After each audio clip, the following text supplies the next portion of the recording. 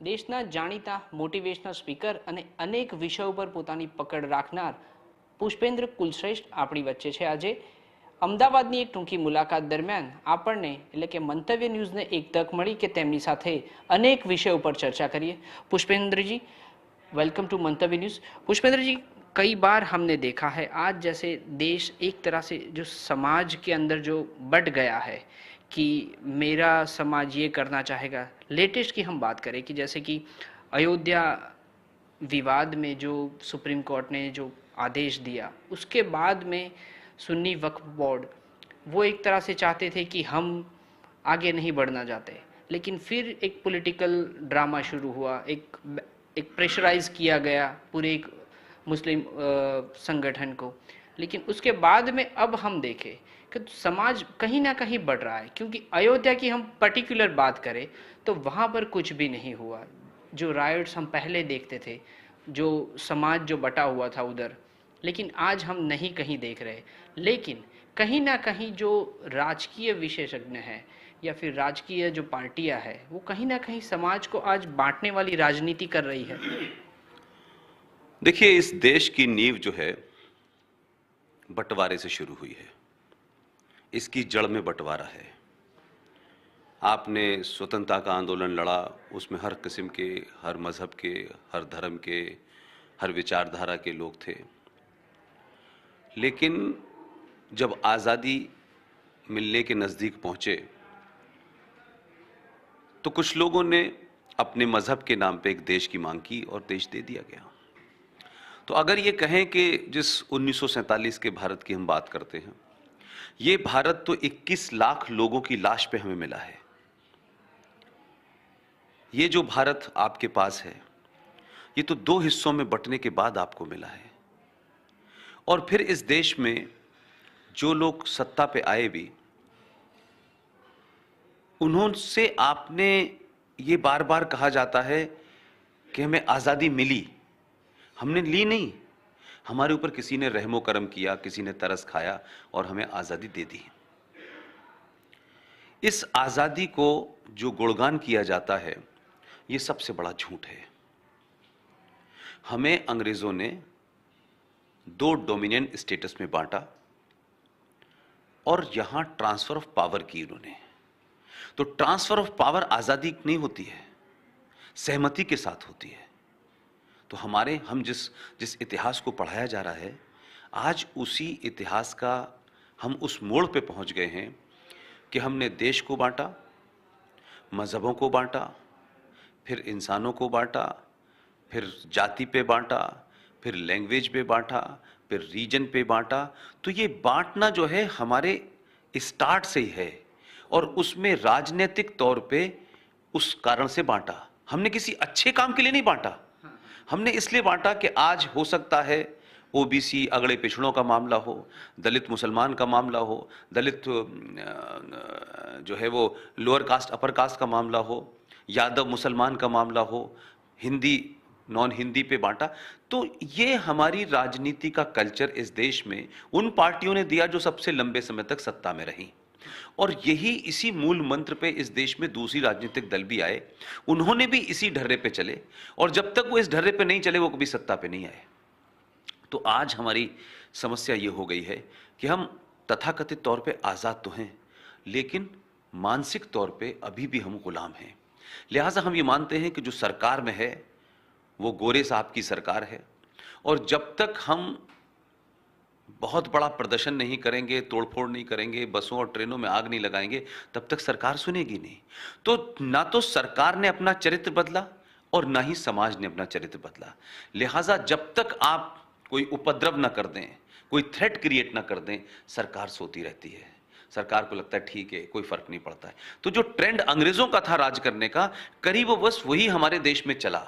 लेकिन पिछले कई समय से थोड़ा सा कुछ बदलाव हुआ है. आज तक तो इस देश में लोग वोट इसी बात पे देते थे, मेरी जाति का कौन है, मेरे धर्म का कौन है, मेरी भाषा का कौन है, मुझे क्या फायदा होगा.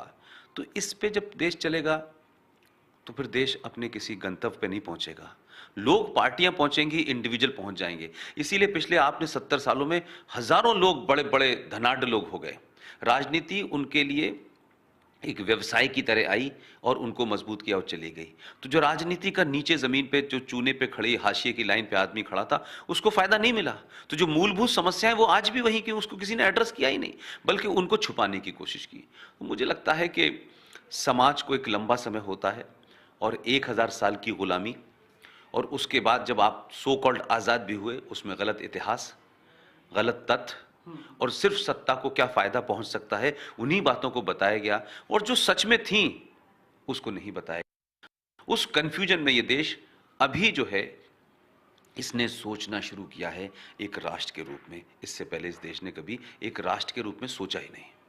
तो जैसे आपने कहा कि एक राष्ट्र के रूप में कभी इस देश ने सोचा नहीं, लेकिन अभी की हम बात करें कि देश का, यानी वर्ल्ड में अगर हम देखें, विश्व में देखें कि आज भारत एक युवा देश है, और जैसे आपने कहा कि एक ट्रेंड बदल सा रहा है, तो ये ट्रेंड आने वाले दिनों में, क्योंकि ये राजनीति तो वही की वही रहेगी, उसमें कोई बदलाव नहीं आ रहा है, लेकिन सेक्युलरिज्म के नाम पर, राष्ट्रवाद के नाम पर, जातिवाद के नाम पर, लेकिन युवा जो है आजकल हम देख रहे हैं, एक नया ट्रेंड शुरू हुआ है कि इस जो राजनीति होती है, ये जो कल्चर है, उससे वो हटकर कहीं आगे बात करते हैं।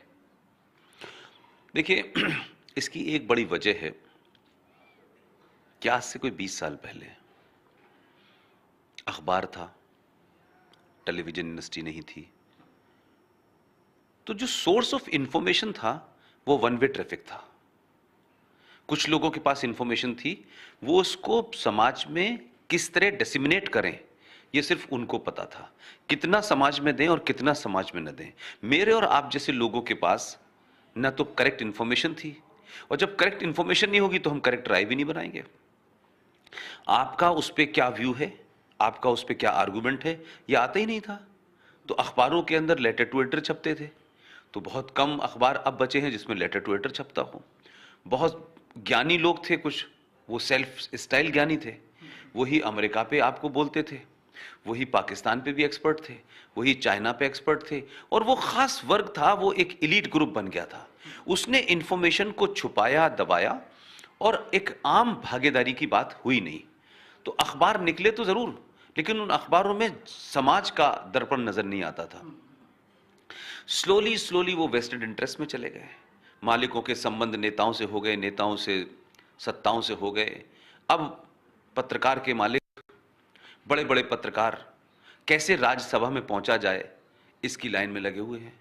और इसलिए लगता है कि जो नई जनरेशन, हम जब जिस जनरेशन में आए थे, तब जो लोग हमारे लिए आइडियल थे, वो हमने देखा ये तो पार्टी लाइन में खड़े होकर टिकट मांग रहे हैं और इनको राज्यसभा चाहिए, किसी को गवर्नर बनना है। तब लगा क्या कहते हैं कि शायद हम एक इल्यूजन में थे शायद। लिहाजा आज जो है, इस डिजिटल मीडिया ने, इस मोबाइल की क्रांति ने कम्युनिकेशन का फ्लो जो है वो बहुत हाई कर दिया है। अब एक छोटे से बच्चे के पास, एक रिक्शा चलाने वाले के पास, एक सब्जी बेचने वाले के पास, एक बार्बर के पास हजारों इंफॉर्मेशन है। उस इंफॉर्मेशन में से क्या ठीक है वो उसका सिलेक्शन कर सकता है। इसलिए आज गलियों पे, चौराहों पे, छोटी छोटी जगह प्रधानमंत्री ने कोई बात कही है तो उस पर सवाल जवाब वहीं के वहीं शुरू हो जाता है। कोई इंटेलेक्चुअल बोलता है, उस पर सवाल जवाब शुरू, कोई पॉलिसी आती है उस पर सवाल। तो ये जो कम्युनिकेशन का दौर खुला है, इससे इस समाज में हजारों करोड़ों लोग ऐसे थे जिनके पास बड़े क्रिएटिव विचार थे, लेकिन उनके ऊपर टैग नहीं था कि वो बहुत बड़े आदमी हैं, वो हार्वर्ड से पढ़ के आए हैं, वो फर्स्ट क्लास डिग्री है। लेकिन ऐसे हजारों करोड़ों लोग थे जिनके बड़े अच्छे विचार थे। आज सत्ता में हमने ये देखा कि हमेशा जब भी कोई बैठता है तो उसके बारे में होती, साहब बड़े हाई इकोनॉमिस्ट हैं, साहब ये वहां से पढ़ के आए हैं, यहां से पढ़ के आए हैं। लेकिन लाल बहादुर शास्त्री के बारे में चर्चा नहीं होती कि वो कहां से पढ़ के आए थे। लेकिन उन्होंने अपने छोटे से टेन्योर में देश को जो दिया वो यादगार है, लेकिन उनकी चर्चा नहीं होती। चर्चा एक विजनरी प्रधानमंत्री की होती है, फिर उनकी बेटी की होती है, फिर उनके बेटे की होती है। तो ये देश को बताना चाहिए कि ये जो महान महान लोग थे जिन्होंने 14 साल 19 साल इस देश में राज किया, ये वो देश के ऐसे भी लोग थे कि जिस कमेटी के चेयरमैन थे, और जिस कमेटी को चेयरमैन को यह तय करना था कि भारत रत्न किसे दिया जाए, उन्होंने खुद ही ले लिया, वो चाहे नेहरू जी हो चाहे इंदिरा गांधी हो। तो इससे यह लगता है कि सत्ता पे खास वर्ग एक खास किस्म का कल्ट था वो। अब क्योंकि वो डिसिमिनेट हो रही है, आम आदमी भी पहुंच रहा है, तो उस वजह से इस इंफॉर्मेशन से समाज के अंदर उथल पुथल मची हुई है। नए विचार आ रहे हैं, नए लोग देख रहे हैं। आपने बात की युवाओं की, देखिए जाति की बात आप कह लें, रीजन की बात कह लें, लेकिन एक बात सच है, मैं ये मानता हूं कि जितना इंफॉर्मेशन करेक्ट नीचे जाएगा उतना समाज उथल पुथल मचेगी, और उस उथल पुथल में से ही कोई बेहतर राय निकलेगी, बेहतर सोच निकलेगी, बेहतर राह निकलेगी। आज के युवा का दबाव, आज युवा सरकार बना रहा है। अगर आप युवाओं को कह दें तो उनकी भागीदारी इतनी स्ट्रांग है कि वो तय कर रहे हैं कि सरकार में कौन बैठेगा। तो ये एक बड़ा बदलाव है, और उसको हिंदू नहीं चाहिए, उसको मुसलमान नहीं चाहिए, उसको अयोध्या नहीं चाहिए, उसको ये तमाम सारी चीजें हैं। लेकिन वही युवा अब ये सवाल पूछ रहा है कि 70 साल में दुनिया के दूसरे देश बहुत आगे चले गए, हम क्यों नहीं गए? उनके यहां भी धर्म के झगड़े थे, उनके यहां भी मजहब के झगड़े थे। तो जब आप किसी चीज को छुपाते हैं ना, तो उसके बुरे परिणाम निकलते हैं, क्योंकि सच कभी ना कभी निकलता है। इस देश में 70 साल के बाद इतिहास में क्या हुआ, अयोध्या के साथ क्या हुआ, मथुरा के साथ क्या हुआ, काशी के साथ क्या हुआ, संविधान के साथ क्या हुआ, संविधान में किस किस तरीके से नाजायज चीजें जोड़ी गई, किस खामोशी के साथ जोड़ी गई, उन्हें क्यों बताया नहीं गया, उन्हें क्यों छुपाया गया, ये सब जैसे जैसे पब्लिक डोमेन में आएगा, समाज एक बेहतर राय की तरफ बढ़ेगा। और मुझे लगता है भारत में एक लंबे समय के बाद सोच में बदलाव आ रहा है। आज चुनाव जाति के नाम पे हैं, ये जाति 1000 साल से चल रही है, लेकिन कम हुई है, एजेंडे कम हुए हैं। देश को ध्यान में रख के चुनाव कम हो रहे थे, एजेंडों पे चुनाव होते थे। तो कोई सेकुलरिज्म की बात करता था, उन्होंने सेकुलरिज्म शब्द भारत के संविधान में 1976 में डाला, और सेकुलरिज्म को एक तरफा डिफाइन किया। और जब इस पे बहस चल रही थी कि सेकुलरिज्म का हिंदी में अर्थ क्या होगा, तो एलएम सिंघवी साहब से मैडम इंदिरा गांधी ने कहा कि भाई आप इसका हिंदी में ट्रांसलेशन किए, क्या बनेगा? एलएम सिंघवी साहब ने कोई लंबी अपनी रिसर्च के बाद कहा कि धर्मनिरपेक्षता इसका ट्रांसलेशन नहीं हो सकती। सेकुलरिज्म का ट्रांसलेशन होगा पंथ निरपेक्ष, धर्मनिरपेक्ष नहीं हो सकता। अगर धर्मनिरपेक्ष सत्ता हो गई तो हाहाकार मच जाएगा, क्योंकि हर कोई आदमी उस धर्म मतलब अपनी ड्यूटी से विमुक्त हो जाएगा। धर्म का मतलब होता है आपका कर्तव्य, आपकी ड्यूटी क्या है। तो जब आप ड्यूटी से ही कह देंगे कि ड्यूटी बगैर देश चलेगा, तो फिर प्रधानमंत्री कुछ करेगा, गवर्नर कुछ करेगा, समाज कुछ करेगा, एक हाहाकार, अनार्की मचेगी। तो हमने कुछ चीजों को राजनीतिक तौर पे किया, उसका असर ये देख रहे हैं कि जिस धर्मनिरपेक्षता को किसी राजनीतिक एजेंडे के तहत लाया गया था, उसी राजनीति के चलते आज वो अपनी आखिरी सांसें गिन रहे हैं। लिहाजा भारत की मट्टी हजारों साल से, ये भारत 1947 में पैदा नहीं हुआ, ये गांधी और पटेल और नेहरू ने पैदा नहीं किया। 5000 साल पुरानी सनातन संस्कृति की जमीन पर धर्मनिरपेक्षता की जरूरत ही नहीं है, इसकी मिट्टी में है। आप तो वो लोग हैं जो चींटी भी न मर जाए उसके लिए भी मुंह पे कपड़ा बांध लेते हैं, कोई कीड़ा मुंह में न चला जाए उसको भी मान लेते हैं। आप तो सूरज की पूजा करते हैं, पेड़ की पूजा करते हैं, जानवर की पूजा करते हैं, आप पानी की पूजा करते हैं, तो आप किसी के खिलाफ हो ही नहीं सकते। इसीलिए इस देश में हजारों हजार साल पहले बाहर के लोग आए, रहते रहे, चले गए, आए चले गए, किसी ने किसी को नहीं मारा। लेकिन अब एक ऐसे हालात में आप पहुंच गए हैं कि जो आपके 5,000 साल पुराने आदर्श थे, मूल्य थे, उनको जीने के लिए समाज वैसा नहीं है। आज ये देश भीड़ तंत्र से चल रहा है, भीड़ डरा देती है। एक भीड़ मजहब के नाम पे खड़ी हो जाती है, वो सुप्रीम कोर्ट भी उससे डरने लगती है, वही पुलिस डर जाती है, वही व्यवस्था डर जाती है, वही सत्ता डर जाती है। तो देश किसी के डर से नहीं चलता है, देश किसी एक कानून से चलता है। आज इस देश में संविधान लोगों ने मजाक बना दिया है।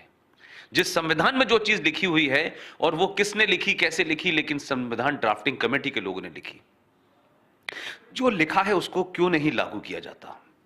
उसके ऊपर हिंदू और नॉन हिंदू और कम्युनल और सेकुलर और लिबरल और मॉडर्न, इस किस्म के हम जाल इसलिए चलते हैं कि जिन लोगों ने राज किया था लंबे समय तक, आज सत्ता उनके हाथ से निकल रही है।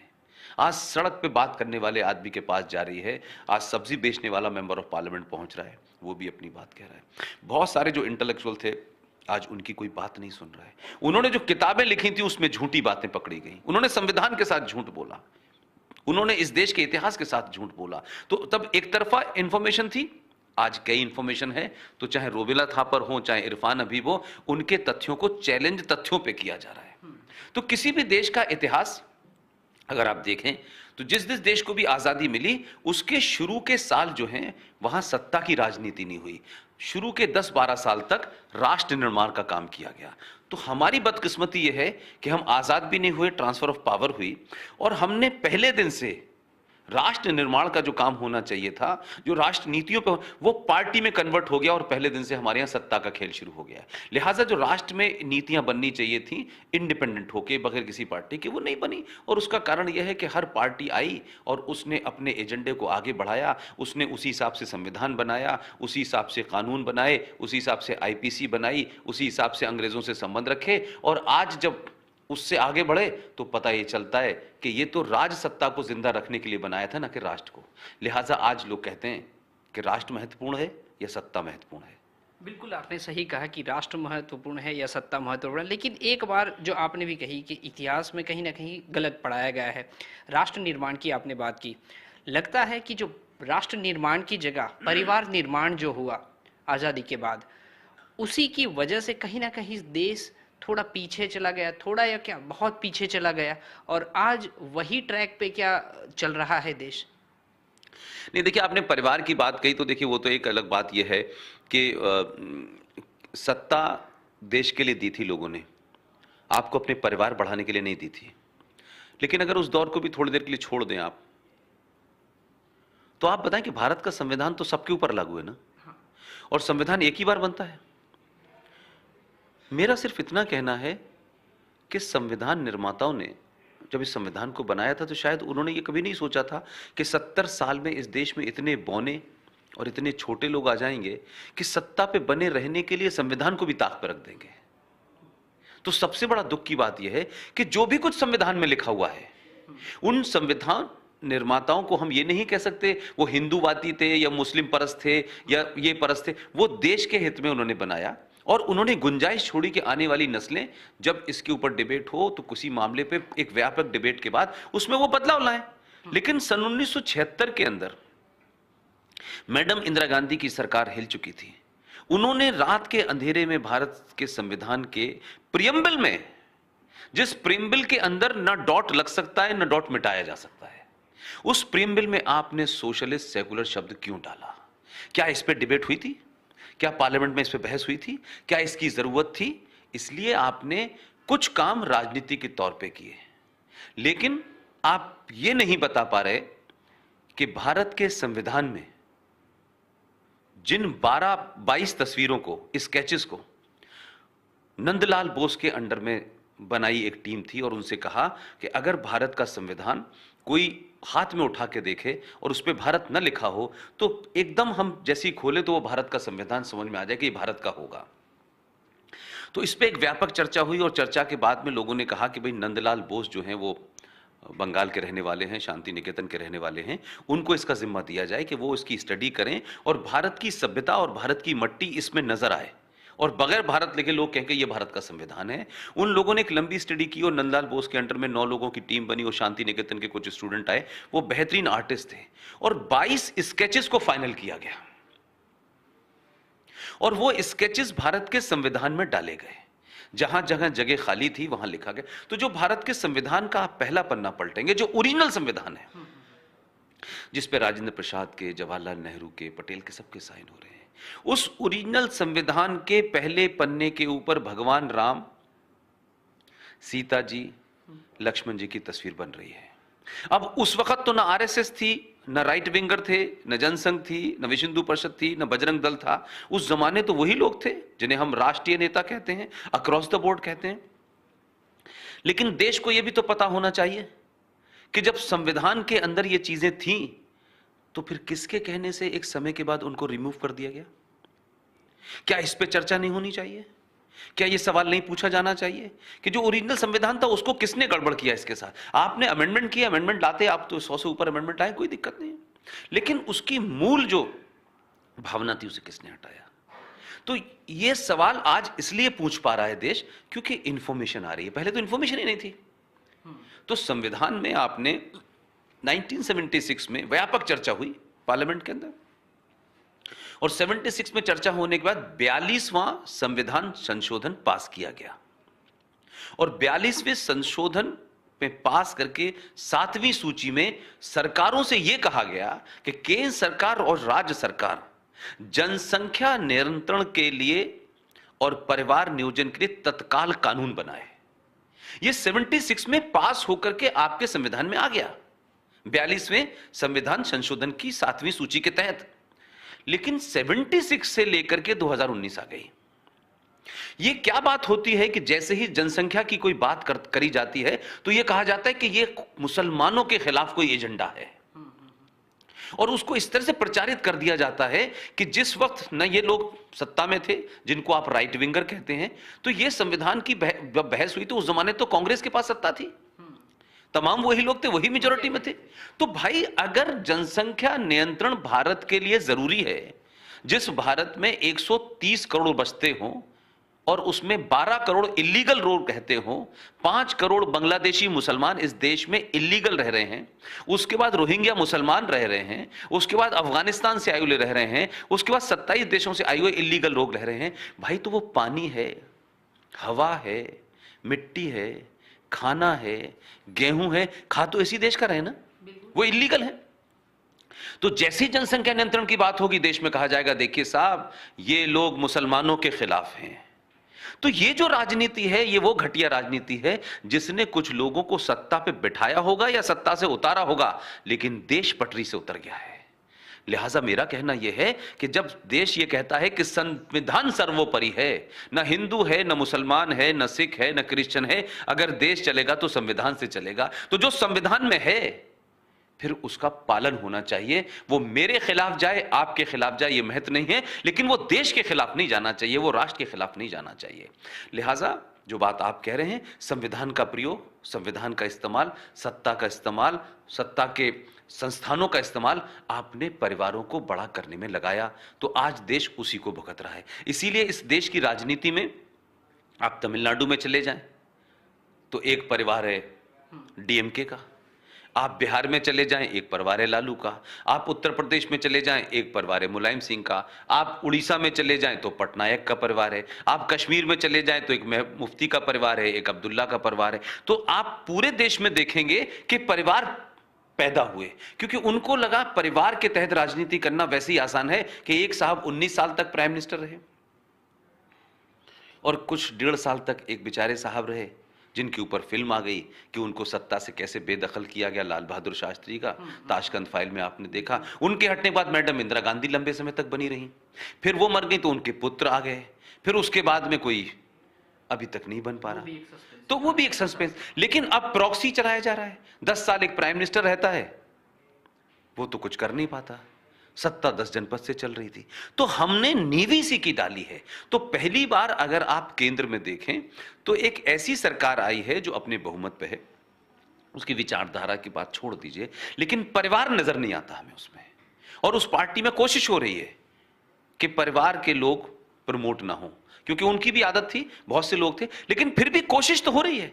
तो इस बुरे हालात में अगर ये छोटी सी भी कोशिश है तो ये देश के लिए अच्छी है, ये जारी रहेगी, क्योंकि लोगों में संचार क्रांति के माध्यम से दुनिया को देखने का मौका मिला है। और हम तमाम हिंदुस्तानियों की समस्या यह है कि हमको लगता है हम दुनिया में सबसे बुरे हैं, सब कुछ हमारे यहीं हो रहा है। अब संचार क्रांति से पता चलता है कि अब हमारे यहां एक रेप हो जाता है तो लोग रेपिस्तान कहते हैं, लेकिन अमेरिका में तो आज भी दुनिया में सबसे ज्यादा रेप होते हैं। हमसे बड़ी डेवलप सोसाइटी है, हमसे बड़ी मॉडर्न सोसाइटी है, बड़ी एडवांस सोसाइटी है, तो रेप क्यों हो रहे हैं? लेकिन भारत का रेप भारत को रेपिस्तान बना देता है, लेकिन अमेरिका का रेप अमेरिका को रेपिस्तान नहीं बनाता है। तो हम सेल्फ गिल्ट में भी रहते हैं, हमें दुनिया के बारे में नहीं पता है, हमारे यहां आतंक है।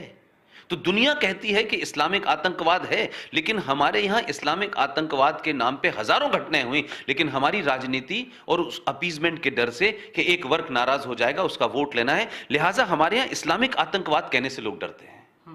और हिंदू आतंकवाद जो नहीं था, जो खुद उस सरकार ने, जिस सरकार ने इसको क्रिएट किया, वो भी साबित नहीं कर पाई, लेकिन क्योंकि हिंदू आतंकवाद कहने से इस देश में कुछ होने वाला नहीं है।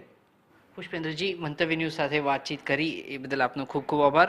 અનેક મુદ્દાઓ પર આપણને ઇતિહાસ વિશે નવું જાણવા મળ્યું. બંધારણનો ભાગ હોય કે પછી ઇસ્લામિક ઓર્ગેનાઇઝેશન, ટેરરિઝમ હોય, અનેક મુદ્દાઓ પર આપણને અનેક નવી માહિતી મળી, જેના કારણે આગામી ભવિષ્યની પેઢી સુધી જો આ માહિતી પહોંચે તો ભારત દેશને ઘણો જ ફાયદો થઈ શકે છે. કેમેરામેન ઉમેશ સાથે કેતન જોશી, મંતવ્ય ન્યૂઝ, અમદાવાદ.